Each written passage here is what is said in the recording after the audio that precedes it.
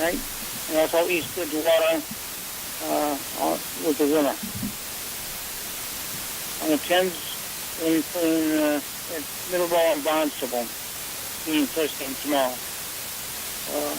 On the Junior League, we'll be playing in East Bridgewater.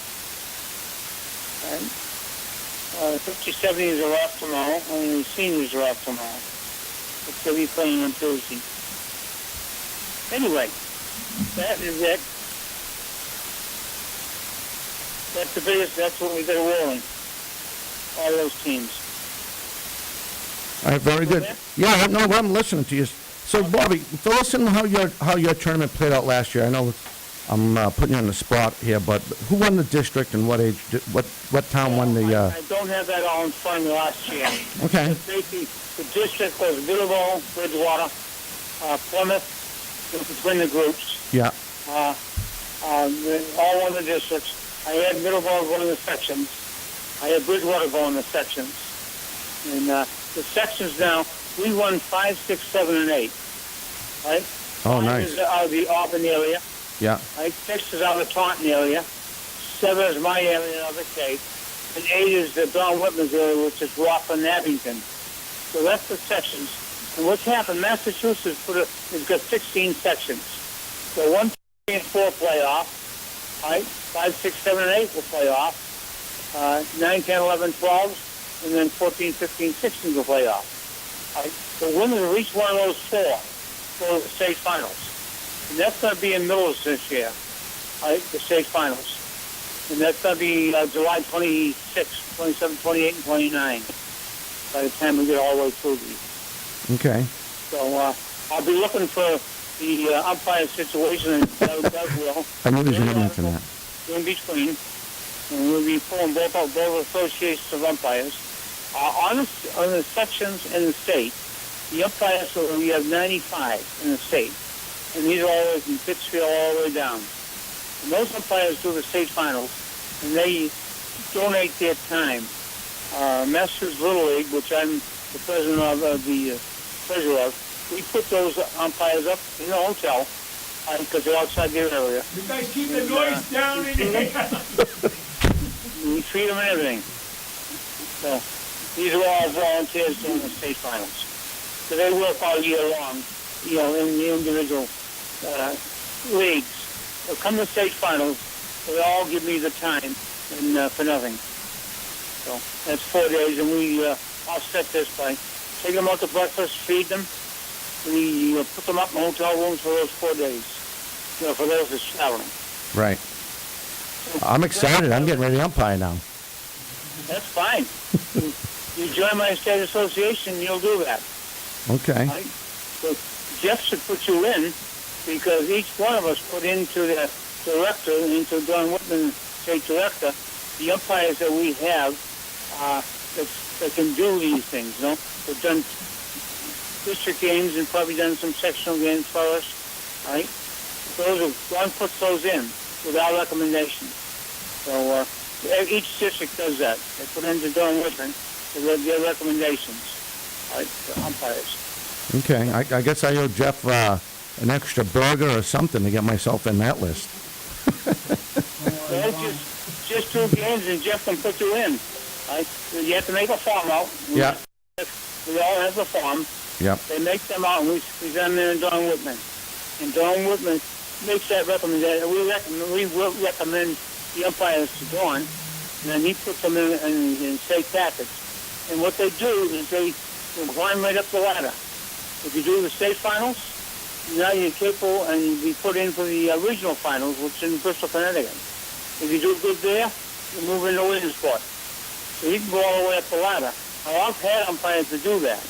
Right now, my umpire-in-chief, which is out of Plymouth, he has done all of them, including the World Series.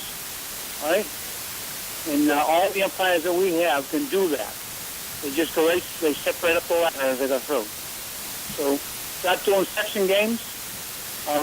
Actually, what to do is you do the games, your own games out of District 6. Yeah. And then what happens is Jeff recommends you on a form, Don Whitman, to do section games. right? And also state games.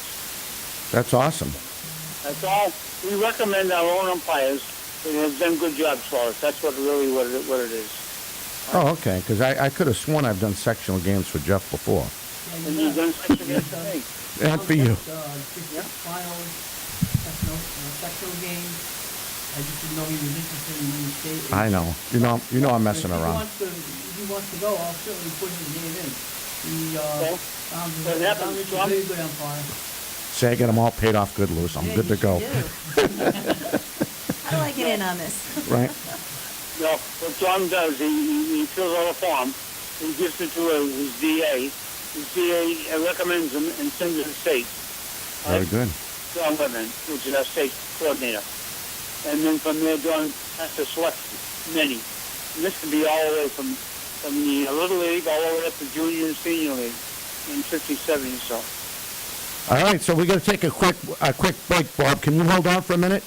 I will hold right here, yes. All right. All right, we will step away. We'll be back with more right after this. Today's 4 Deep Sports Talk broadcast is sponsored by Frank Bedeck Law Office. Visit them at bedecklaw.com. By Dr. Scott J. Mandel. Visit them at superiorortho.com. And by Source Pumping Incorporated. Simply the best at what they do. Visit them at sourcepumping.com.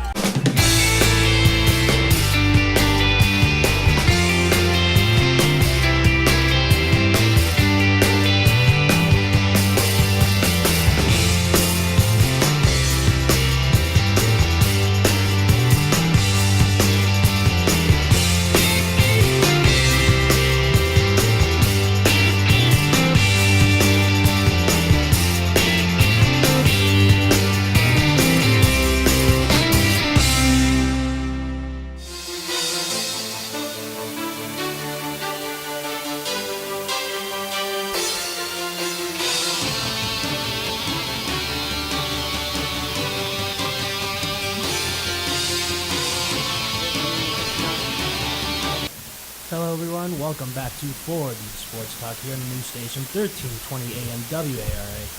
And you can also listen online at 4deepsportstalk.com, all one word. I'm here with Justin Ferreira, Dom Diniano, Lucy Cabral, and 2 new interns. I do apologize for still letting you know. That's terrible, isn't it? Can't be ambidextrous, know their Well, 'cause names. they're new, I know, I'm only so- kidding. Terrible with names. I know Luke from BCC Tyler. and Tyler. Yeah. They got names. All right, so I just wanna make sure. we still have Bob Stearns on the phone. Yes, sir.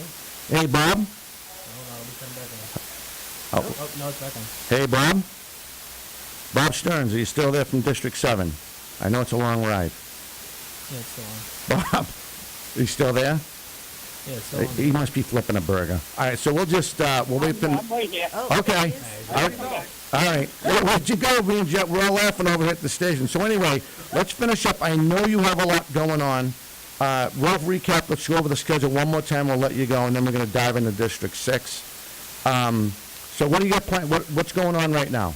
I know you touched on it real fast. Now, everybody's practicing because my first game starts tomorrow on Sunday. Okay. Right? And I've got the juniors running on Sunday.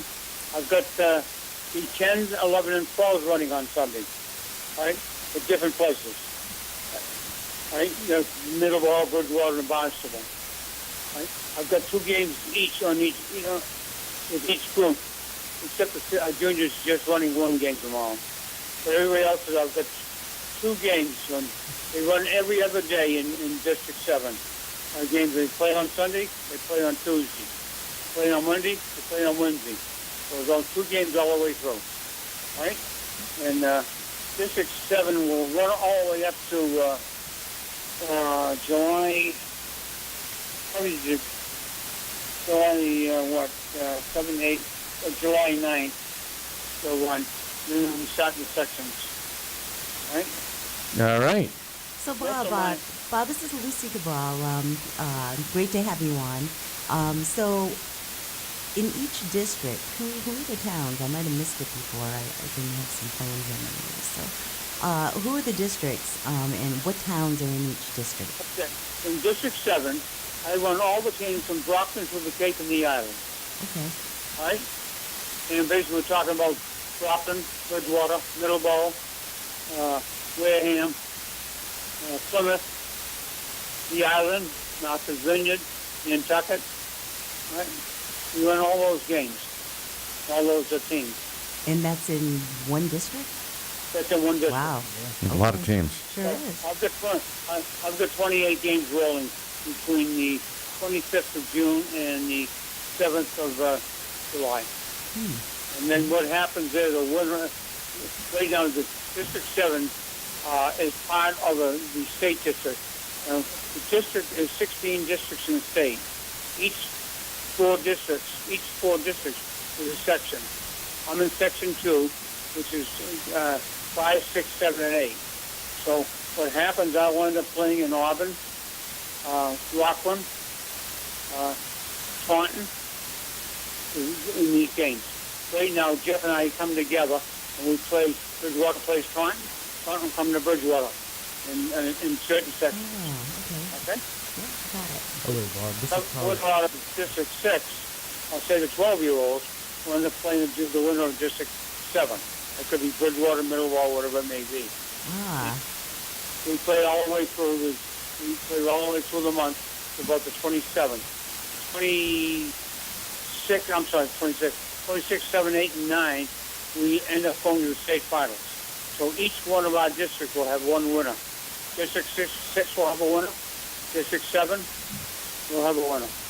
And then what happens is they will end up going and playing each other. The winner of those will go to the state. gotcha. So, Hello, Bob. Tyler, My name's Tyler there you go. from Bridgewater, and you mentioned that there's some games tomorrow. Do you have any picks on who's going to advance in those games? Well, I can tell you, basically, if you're talking the 12s, 12s are going to play on, let me see, on 24, which is Sunday. That's Plymouth and Middlewall are playing. East Bridgewater and Barnstable are playing, the 12-year-olds. Who do you think is going to come out of those two games?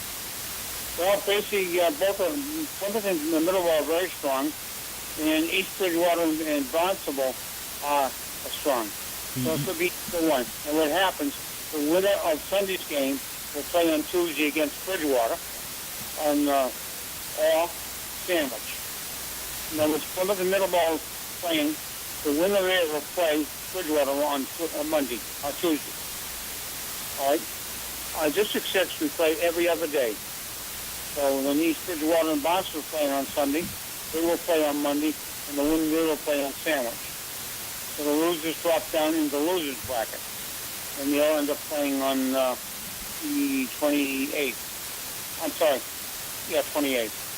So when a team loses, are they totally eliminated out of contention to advancing to states, or can they No, battle their there's way double back up? elimination.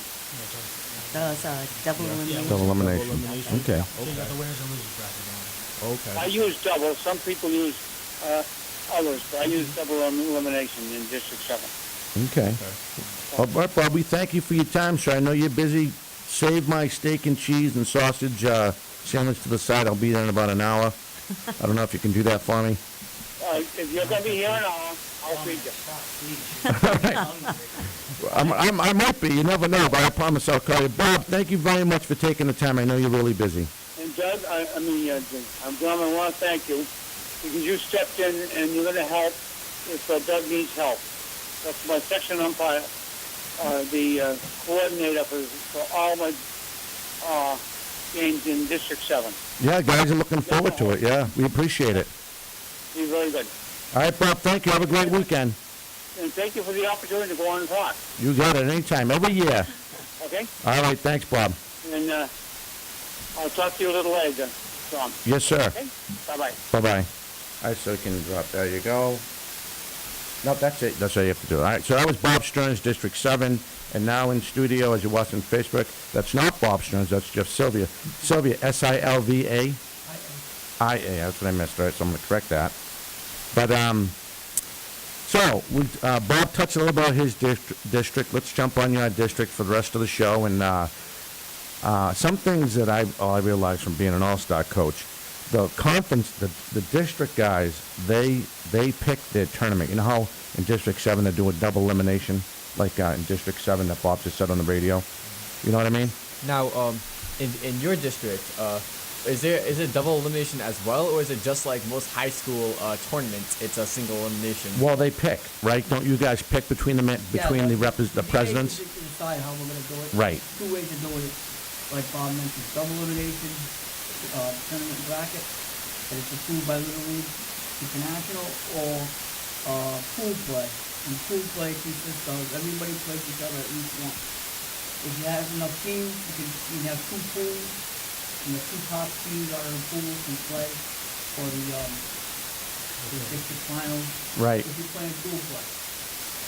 I do double elimination in my district. I leave it up to the teams in my district. When we have a district meeting, Right. I like the pool play better personally because you get to play more games and you get to play more opponents. If you get, like anything else, if you have one bad day, boom, you're in a losing battle. You could be the best team out there, and if you have a bad day, now your back's against the wall. Right. In pool play, that doesn't happen. You lose one game, you get back on the horse and run the race again. Right. I think what it really comes down to is when it comes to winning the championship itself and winning each game, it comes down to who wants it more. Not, Right. But what he just explained to you, it's down to so when he has his district meetings between all these presidents, the Taunton president, whoever's in his district, Seacon, Swansea, he leaves it up to the presidents of those Little League towns to vote what type of tournament you want, correct? Yeah, they like the double elimination. Again, as a DA, I don't like it personally. Yeah. It's actually easier for me because it's less games that I have to deal with. Right. I wasn't elected to be the DA to worry about how, to make an adult happy. Right. I have 9 leagues in my district, and off the top of my head, it comes out to be about 2,200 kids in the district itself. My job as the DA is to make sure that those 2,200 kids don't get a raw deal. The district administrator is the official title. So when all these guys vote and they meet him in the room and they're like, hey, I want to do pool play. This is the guy who makes out the brackets and is up till 1 o'clock in the morning trying to get everyone lined up and make sure everybody's happy. I can decide how we're going to play. Right. I don't have to put full vote, but I do in my district. Right. Tomorrow I decide we're going to play pool play next year we're playing pool play. Right. The league presidents and teams really don't have a say in how we do it. The only say you have is whether you want to come in or not. Right. As an example, I got Mansfield girls softball and senior boys baseball. There's no other opponents for them to play in my district, so they've had to request a waiver from me, which is sent to Williamsport, and Little League grants them a waiver to play to advance. Actually they can advance and not actually play the game. So they'll start the sectional. Everywhere else I have a district tournament going on. Junior division, I have 2 teams, Swansea and Mansfield. They start on the 29th, it's 2 out of 3. Mansfield hosting the first game on the 29th. The 27th.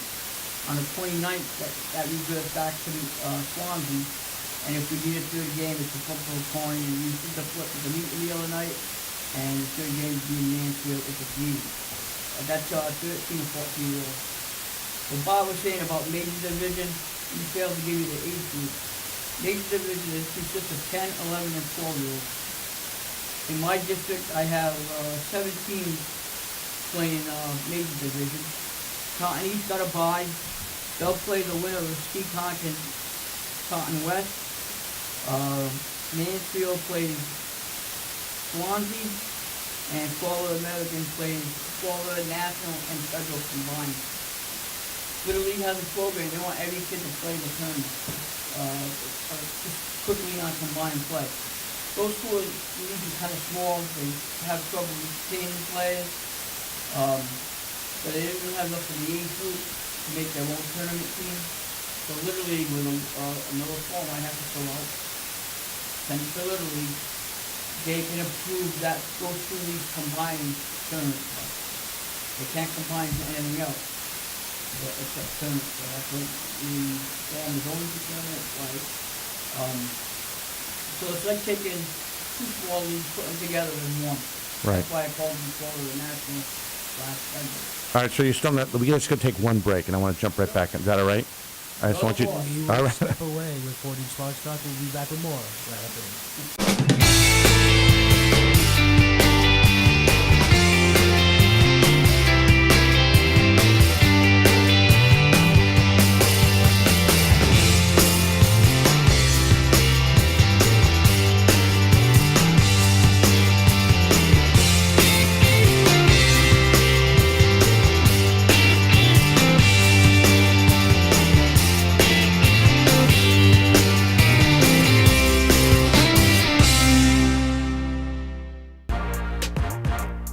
Today's 4 Deep Sports Talk broadcast is sponsored by Frank Bedeck Law Office. Visit them at bedecklaw.com. By Dr. Scott J. Mandel. Visit them at superiorortho.com. And by Source Pumping Incorporated. Simply the best at what they do. Visit them at sourcepumping.com. The news station. I thought You shut your mic off, you need your mic on. But trust me, these guys are gonna do the same thing. I Like, thought the first mic was this mic. it's not as easy as it sounds, right? Well, anyway, you're listening to 4 Deep Sports Talk here in the news station, 1320 AM WARA. And you can also listen online at 4dsportstalk.com, all one word. I'm here with Justin Ferreira, Dom Damiano, Lucas, I still gotta learn your last name, Tyler, Lucy Cabral, and Jeff. Jeff Sylvia, the District 6 administrator. He's not a usual guy in the show, you know. This is a special show. He's around the table. All right, I know. I want to jump into Tyler's question. I just have one quick program note. Next Tuesday, we will be in Berkeley for the Berkeley Championship Series. They play Cal Ripken. We'll be there live on Facebook. It'll be in post, so you'll catch it later on that night as we cover Berkeley Little League. And, of course, we were in Attleboro last week covering Attleboro as the Pirates won their 2018 rec season. They play Cal Ripken ball again, and they'll be there for Taunton East, which Jeff already knows we cover every year, and then hopefully Middleborough, their rec league. But anyway, I know Tyler had a question. I just want to get that in. My name is Tyler Fong from Bridgewater State, and Jeff, I wanted to ask you how you guys create the matchups here. And I remember during the break you said that they select from a hat. Now, it being All-Stars and this being the postseason, is there any teams that you think are the teams to watch out for? Any underdogs that are in the tournament right now? That's a tough one because you don't get to see these all-star teams right during the season as a group. It should always be the best players, you assume, because they're all-stars. As far as picking the matchups, not just we just pick them out of a hat, but we make the teams that won it the year before pick first. So they're not just sitting there waiting. They pick their opponent? They pick what slot they're going to go into. Oh, bracket. And then everybody else picks. So it's the luck of the draw, really, who you get. You know, if you gain looking at one of the matchups, Seekonk and Taunton West, that should be a pretty good game. If history hasn't anything to do with it. Right. You know, Seaconk's not a bad team. Taunton West has always been a strong league. But also, I will say this. We can sit here and try and rank teams. It's very tough to do because it's Little League baseball. They're kids, they're 4-year-olds and under. You know, and kids get nervous and make mistakes. You know, that maybe ordinarily in a regular game they wouldn't make. You know, when the pressure's on. And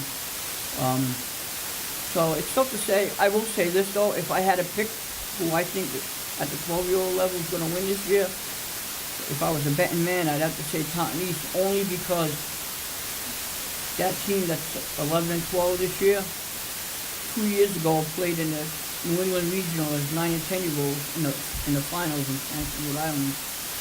And last year, that same group of kids, when they were 11, Won the regionals. won the whole thing, New England Regional. So do a lot of these teams grow together, like they're a part of the same team for years on, or is there most of the time, more than not, more new kids coming onto these teams rather than the same group sticking together? That's a great point. I think it's been proven, and I've seen it. I want to say maybe 10 years ago with Swansea. They broke up their major divisions to 9 and 10 group and 11 and 12 group. And exactly what you're saying, they went through the system together. I think that's what Tom East is doing with these kids. And I mean, I don't believe a coach can win or lose a game. You know, you might lose a game, you know, should have stopped the kid at third or whatever. Right. But the coaches don't go out there and play. They're not shooting the bats. They're not catching the balls. They're not running the bases. You know, if they're taught well, you usually have a good team. Yeah. You know, some coaches are better than others. Some league presidents that I deal with are better than others. Right. You know, it depends. It all depends on how much effort you want to put into the program. And I'm not insulting anybody when I say that. But it is what it is. Some Sometimes, leagues yeah. run better than others. It You're is right, what Tom. it is. You're right. You know, some leagues run better than others, and you see it on the field. You do. It rubs off. And you know what's so funny, because you guys are older now, is that most of these coaches that coach these all-star teams, because the kids are their own worst enemy, and they're fundamentally sound, which you've seen, Luce, they get all worked up. They'll go to the game, they almost have a nervous breakdown on the mound because, this kid from Seekonk just hit a 3-run home, and now we're down and we're up, and the coach has to go down there, and the coach is like, relax. That's all you can do. You know what I mean? And down. you know what I mean? That's what I've seen. And last year we had the privilege for Deep Sports Talk. I was out in Beverly covering the 11 regionals, and I saw Taunton, and they played Connecticut and all those other guys, and that's what I saw. Just exactly what you were just talking about. Hi, this is Lucas. As Dominic was talking about, a lot of these kids, like, because they're so young and it's like their first time like playing under this pressure, they get so nervous after like a 3-run home run happens, or if it was like a grand slam, because they're intimidated, because like, you know, all the pressure, they want to win. They of course want to win it all, but then of course they've never been to situations like this before. So, and I'm not just talking about playing in general. I'm talking about like the big stage. Right, exactly. Of course, they played a lot of games towards the regular season and maybe when they were younger, but to be in the spotlight where everyone's listening and watching you. But you know, though, yes, it's a big stage, but you know, it's like they play this game every other day. You can think about it. Me as a coach, it's like I tell the kids, it's just another game. It's just another game. But you can, as a coach, I try to give them the tools. You give them the tools. You try to show them what they should do, how to do it. They're the ones that need to use those tools to evolve in the sport. And like you were saying before, with as far as like it's like the spotlight and all that stuff. You know, it's if you think about it, you get rid of all that. It's just still a game. Yeah, but remember, there's still 11 and 12-year-old kids. Yeah, but still though, you gotta remember that though. It's like they just gotta still remember as a little kid. It's tough when you're 11 and 12, Yeah, and though. a lot of that, like a point that Jeff made, that you know a coach can't physically lose a game for the kids, but you know a coach can psychologically help out kids, especially when they're becoming overwhelmed, when they're in a situation that they just gave up a 3-run homer or they just made an error, and having that coach that they trust and believe in to just be able to. Because, you know, not every person can take a distressed child off the edge, you know. It takes the child has to have some kind of trust in you and comfort with you for that to be able to happen. Absolutely. So when adversity hits those kids and they have a coach that they know that they're comfortable with and they trust, you know, he could definitely, he has the ability to, you know, calm them down and get them back into the game that they play every other day, like you said. Right. So I think that, you know, coaching can't win the game physically, but I think it could definitely help them psychologically and calming them down in the face of adversity. So as far as coaching goes, and I do umpire clinics. We do workshops, seminars, for Little League, winter. And one thing I've learned from a lot of experienced people is obviously everybody wants to win. Nobody wakes up today, this morning, and goes, hey, I hope I lose today. It doesn't happen. Everybody wants to win. So you got to put things in perspective. And he's right. As far as like the psychological part of it, a coach, you just can't show up on game day. You know, it's being a teacher, being a father figure, being a psychologist. knowing who you're dealing with. You know, you can say one thing to one kid, but you can't say it to that kid because you're gonna hurt his feelings, or you know, he's sensitive. And a good coach knows that. A good coach knows who his people are, his players. And I'm not saying that you deal with everybody individually, because that's impossible when you're playing sport.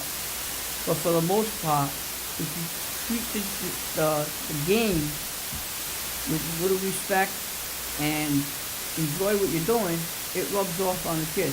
If the coach is angry, he doesn't want to be there because, you know, it's 20-2, like you said, it's just another game. Right. It's baseball. Kids playing baseball. And, you know, it's got to be put into perspective. And nowadays, it's a lot tougher to do that. Society's a lot different than when it was when I started doing this. You know, I don't want to tell you how many years I've been doing it because it'll show you how old I am. I was going to give you a number, but I didn't want to Go embarrass ahead, you. take a guess. Huh? Take a guess. This is your 42nd year. That's because we know each other. We talk all the time. Wow, 42 years. That's My right. 42nd year, Marvel, literally. I've known him. Wow, I've known him God over bless ya. 15 years. Yeah. Back to But, Jeff was saying pretty much is nobody wants to play for a coach who is always angry, doesn't want to be here, doesn't want to coach the kids. And as I explained earlier about the big mistakes, it's all about having a short memory, staying calm. Right. No, you're right. You're absolutely right. But You're it also reflects on the team as well. This is a team sport. Oh, yeah, We all want absolutely. to play together. It's not play just about one nicely. player, it's I about how. want to give you a quick funny story. Please. Opening day of the season, I'm at a particular league. I don't want to say the name of the league. I don't want to embarrass anybody. But there was a game going on. I'm out there watching the game. I forget exactly what the play was. There was a play, the umpire made a call, a correct call. By rule, he made the correct call. The manager at one of the teams was having a little history over it. And, you know, I could see that it was escalating. I could see that the umpire was ready to toss the coach out. So I got the umpire in the fence. The game was over, and I said to him, "What happened?" He told me what happened. I said, "I'm going to fix this." I walked around to the dugout, walked up to the manager, the guy that was having the affair. So let me ask you a question. I said, "Yeah, I heard. What happened?" So he starts, and his arms are going and wailing around and getting upset again. I said, "Calm down. Let me ask you another question. Do you want to make history?" And he looked at me, and I said it again. "You want to make history? You want to be the first coach in this league in its almost 70-year existence to be ejected on opening day?" After that, he was fine. We didn't make a scene about the call. We didn't, you know, nobody had to get thrown out of the game. Just put in perspective. Right. You want to make that kind of history? How about making history and winning the game? Don't Exactly. worry about what's going on. So I think it depends on, you got to approach everybody differently. You got to know who you're talking to, obviously. And what Bob failed to say is, Bob has 28 teams in his district. I only have 9, thank God. 9 is tough enough. Yeah. But what we do as DAs, everybody thinks that this runs from April to September or the end of August. And it doesn't. It's a year-round job. We're elected by our leagues in our district. So anybody can be a district administrator. Anybody can run for the position. If you're involved in a league, you could be the groundskeeper in a league. If you want to be the DA, if somebody nominates you, you can become the DA with a vote. We're elected every 4 years. It used to be 3. It changed in this last term. One thing that Little League does, takes our input as DAs, we're kind of like the field representatives. Every 4 years they have what they call a Little League International Congress. This year was in New Orleans. 4 years ago it was in Minneapolis. It moves around the country, different regions host it. And that's where we go as DAs to vote on rule changes, how to improve the program, and just generally give them our input. We can do that, you know, in between Congresses, but sometimes, like this, if I send a proposal in now, it might sit on a shelf for a year before anybody looks at it, because there's no Congress coming up. So, every 4 years, everybody has the opportunity. What I do with my league, if there's rule changes in my district, I get the presidents together and we hash it out. What, as a group, do you want to see me, what do you want me to vote for? What do you think is right? What do you think we should vote against? Sometimes I don't agree with the presidents, but I'm their representative. Right. So if they tell me to vote no on a particular item and I think it should pass, I still vote no because I'm representing them. Right. All right, we got to take a quick break. I mean to cut you off. I'm sorry. You are listening to 4 Deep Sports Talk here on the news station, 1320 AM WARA, and we're streaming live, podcasting live on Facebook at 4deepsportstalk.com. We're highlighting, just got done with Bob Stearns, now Jeff Sylvia. Jeff Sylvia will be back, and he'll let us know everything that's going on in his district as far as district play. We'll be back with more right after this.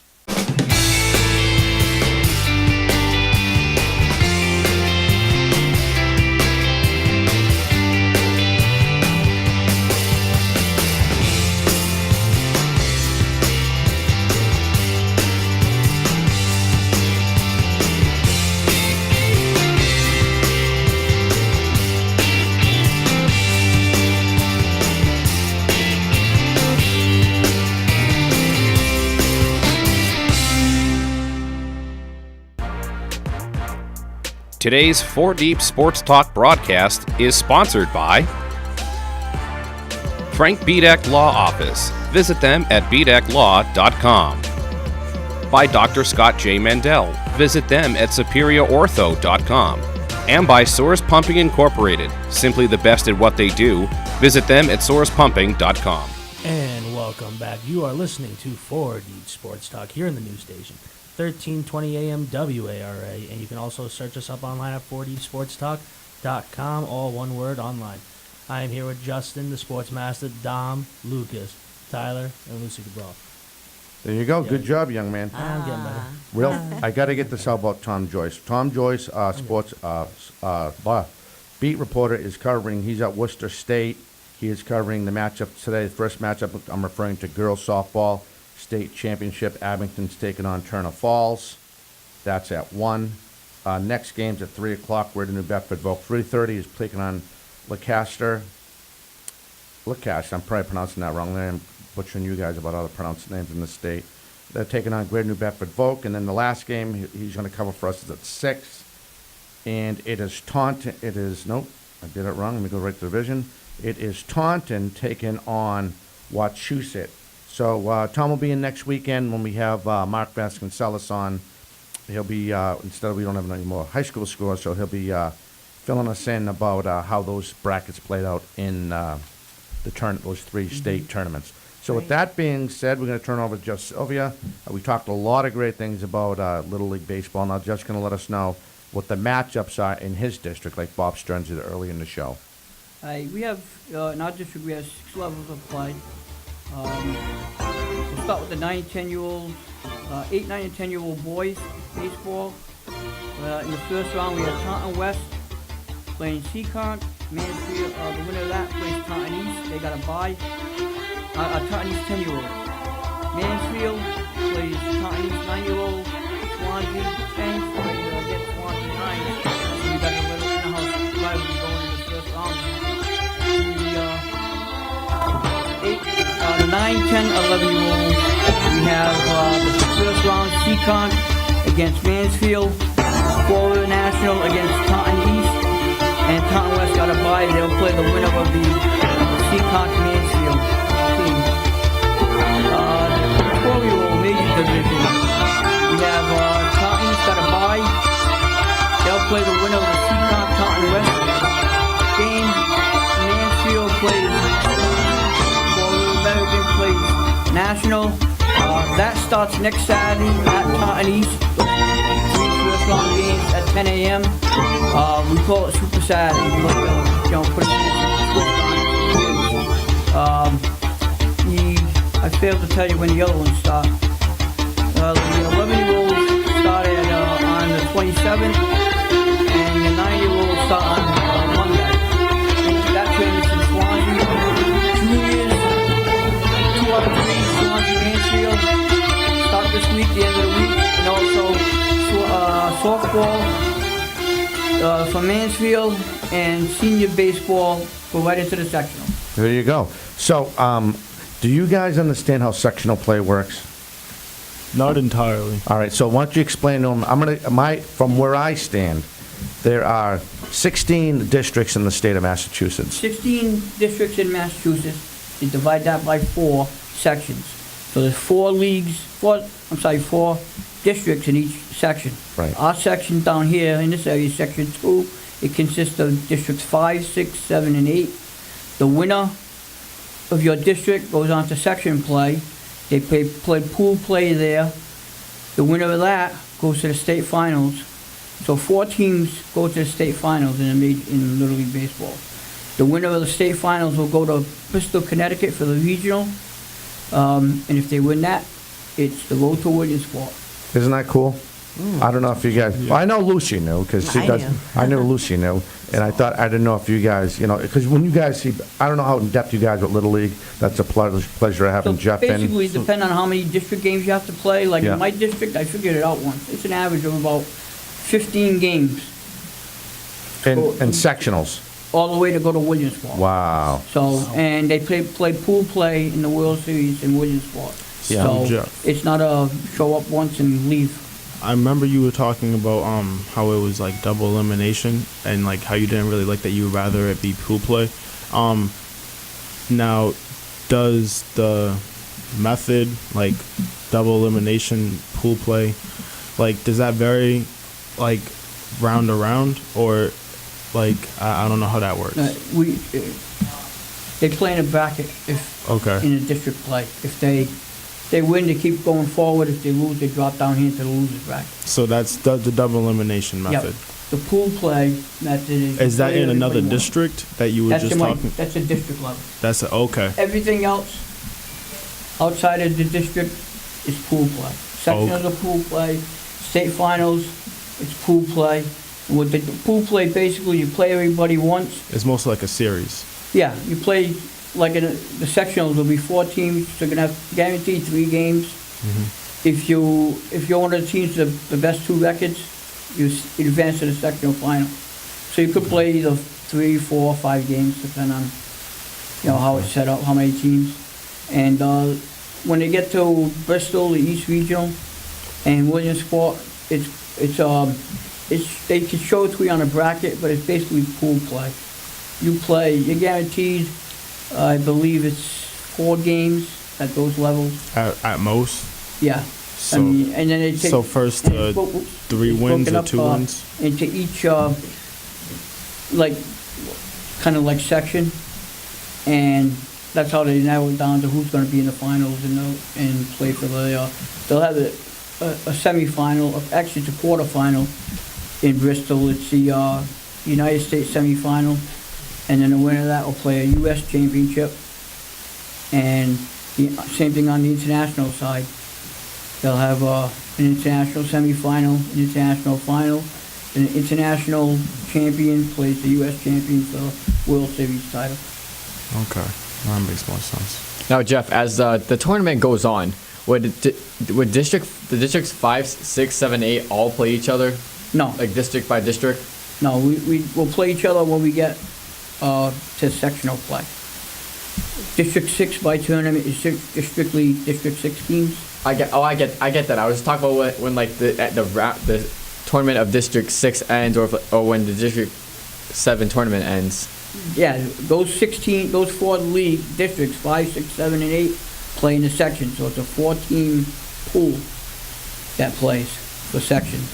And I got the section. I tell you, you Right come here. prepared.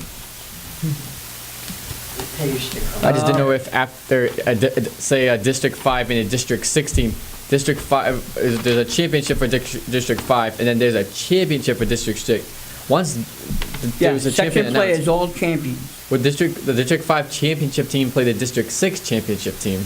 Yes, but you're gonna play everybody. Right now, the major division sectional schedule starts on July 7th, so we have to have winners in time. That's why we start as early as we do, because I personally gonna give away a secret. Because some DAs don't do this. They'll play right up until the 6th. At the district level. I try and schedule my district games, so at the end of my district championship, with pitch counts and the way the rules are, the kids have to have so many days rest to pitch. I end mine early enough so they can have at least 3 or 4 days of rest before they go into the section.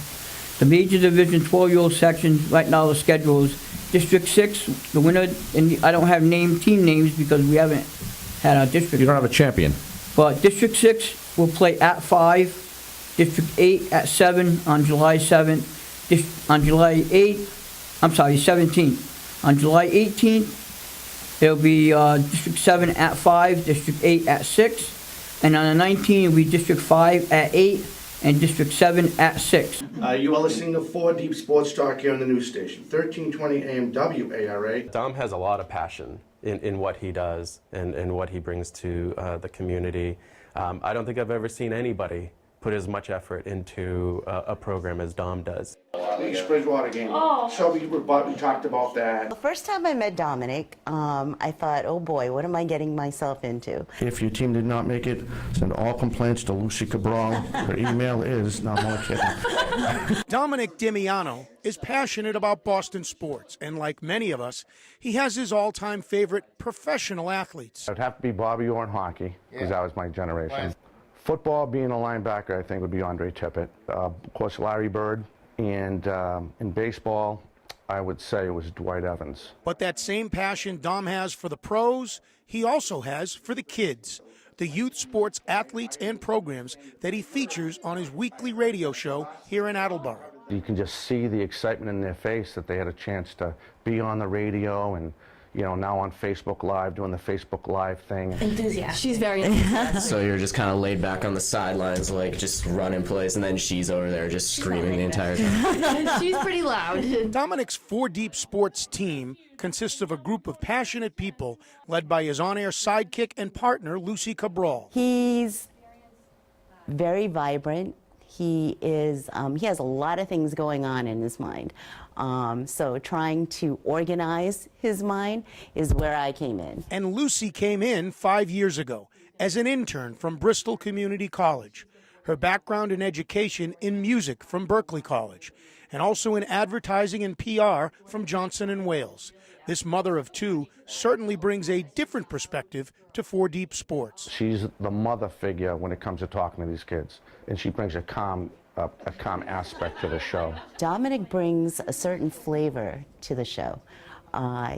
As far as dealing with kids, he knows all the different aspects of coaching and everything about sports. I bring a calmness, so to speak. Talking to the kids and talking to Dominic, yeah, we play off each other very, very well. Actually, we'll send it over to Nate. We'll blame Nate. Oh, there you go. Yeah, we'll send it to Nate, our beat writer.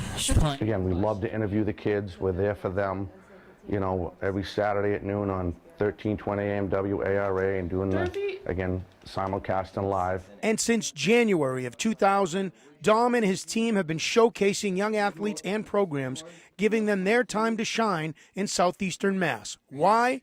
Because he lives for this. He loves it. He's not looking for any glory. All he's there for is to shine a light on youth sports and the accomplishments that are happening in this community that many people don't even know about. I think it's the hidden treasure that no one actually appreciates anymore. And to see them again, to see them lighten up and see them and just see their expression, just a good feeling, like they feel accomplished. I get a personal high off that, seeing their expression when the show's over, you know. Just makes you want to grab the next group, and then the next group, and then, you know, try to go around as much as we can around southeastern Mass. Hey, welcome back. You're listening to 4 Deep Sports Talk here on the news station, 1320 AM WARA, and online, all one word, 4deepsportstalk.com.